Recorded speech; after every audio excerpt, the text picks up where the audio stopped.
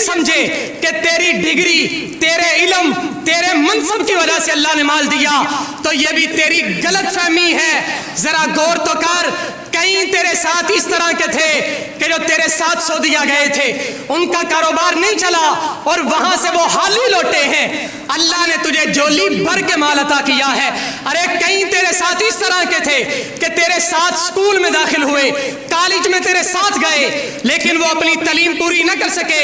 اللہ نے تجھے عزتوں کی مسند عطا فرمائی ہے۔ اگر اللہ کریم نے یہ فضل عطا کیا، آج تیرے پاس مال ہے، تیرے پاس منصب ہے، تیرے پاس عہدہ ہے، مکان اچھا ہے، زمین زیادہ ہے، اللہ نے فرمایا اس میں تیری کوئی حیثیت نہیں۔ ارے بے پرواہی ویک سجن دی، اور جتھے کسے دی پیش نہ جاوے، انہیں تاجاں والے در در رولے تے منگتیاں تخت بٹھاوے،